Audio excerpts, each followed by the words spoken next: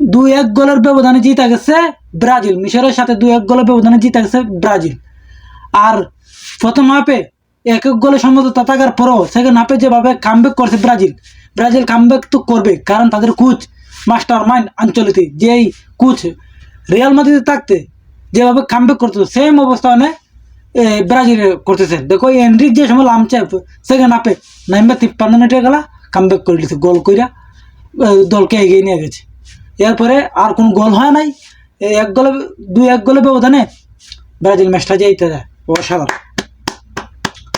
কিন্তু তুমি যত কিছু করো কেন, এই বছর ব্রাজিলের কোচ হিসেবে আছে কে জানেন? আঞ্চলিক, পুরাই মাস্টার মাইন্ড। গত ম্যাচটা হয় সেম অবস্থা, প্রথম হাফে যতটুকু দুর্বল থাকে সেকেন্ড হাফে তার থেকে দ্বিগুণ হয়ে যায়। কারণ এই কামব্যাক কীভাবে করতে হয় সেটা আঞ্চলিক বালাইলাই জানে। আর আজকে মেইন অস্ত্রটা ইউজ করে ওই লোক এনরিকের যে গোলটা, রাফিনার যে এসিস্টটা মারাত্মক হয়েছে, অসাধারণ খেলছে।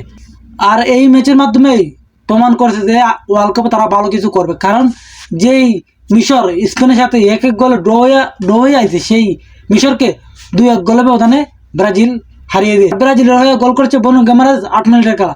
11 মিনিটের খেলা কামব্যাক করে নিয়েছে মিশর, জিকুর গোলে 1-1 গোলে সমঝোতা হয়ে গেছে।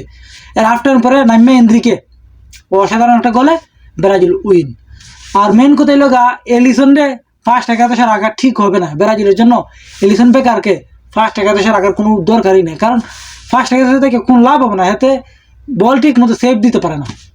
যেইভাবে দেখো মিশরের গোলকিপারে যে গোটা সেভ দিছে, আর তোমার দেখো ব্রাজিলের গোলকিপার এলিসন বেকার, এটা আসলেই বেকার।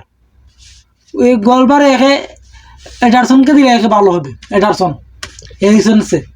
এলিসন অতটাও ফেভারিট না যতটা দেখতেছি। ফার্স্ট টাকা তো সে লামাইলে এই ভুলটাই করবে, সামনে দিয়ে ওয়ার্ল্ড কাপে যদি ভুল করে ওইটাই ভুল করবে। কারণ এলিসনে তেমন পারফরমেন্স নাই, ওকে ডাব্বা সবার যেমন তোমার ওকে এলিসন বেকারই কি আর কইমু। আর এই ম্যাচ জিতটা বুঝাই দেওয়া গেছে যে ব্রাজিল তারা ঠিকঠাক মতনই আছে। মিশরের সাথে 1 গোলে জিতটা ব্রাজিল ঠিকঠাক জায়গা মতোই আছে। মানে দেখা হবে ওয়ার্ল্ড কাপে।